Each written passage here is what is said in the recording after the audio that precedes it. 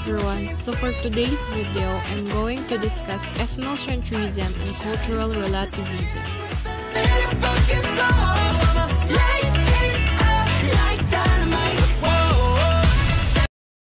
Ethnocentrism is judging another culture solely by the values and standards of one's own culture. Ethnocentrism also defines one's culture group as centrally more important and superior to others. Ethnocentrism can lead to cultural interpretation, and it's often misrepresent and change how we communicate with each other like everyone else. Ethnocentric individuals judge other groups relative to their own ethnic group or culture, especially with concern for language, behavior, customs, and religions. Ethnocentric people tend to use their own cultural norms to make generation about other people's cultural and customs. According to William G. Sumner, ethnocentrism is defined as the technical name for the view of things in which one's own group is the center of everything, and all others are scaled and rated with reference to it. He further characterized it as often leading to pride, vanity, beliefs of one's own group's superiority, and contempt of outsiders.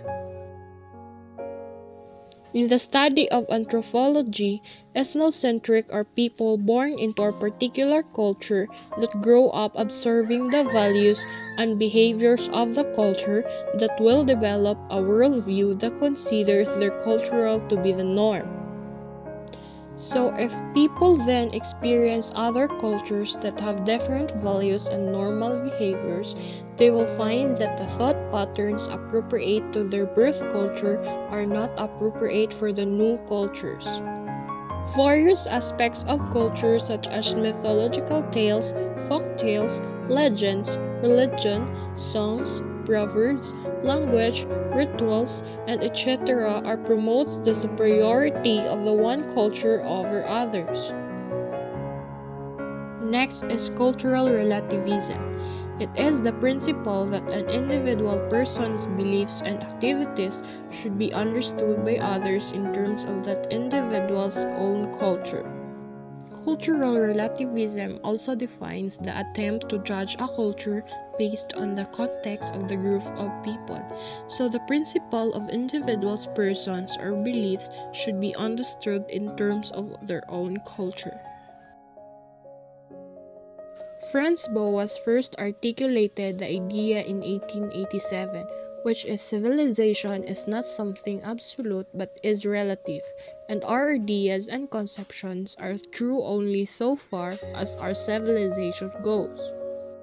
However, Boas did not coin the term. He is originally trained in physics and geography, argued that one's culture may mediate and thus limit one's perceptions in less obvious ways. Franz Boas understood culture to include not only certain tastes in food, art and music or beliefs about religion, but which culture is the totality of the mental and physical reactions and activities that characterize the behavior of the individuals composing a social group collectively and individually in relation to their natural environment, to other groups, to members of the group itself, and of each individual to himself. This understanding of culture confronts anthropologists with two problems. First, how to escape the unconscious bonds of one's own culture, which inevitably bias our perceptions of and reactions to the world.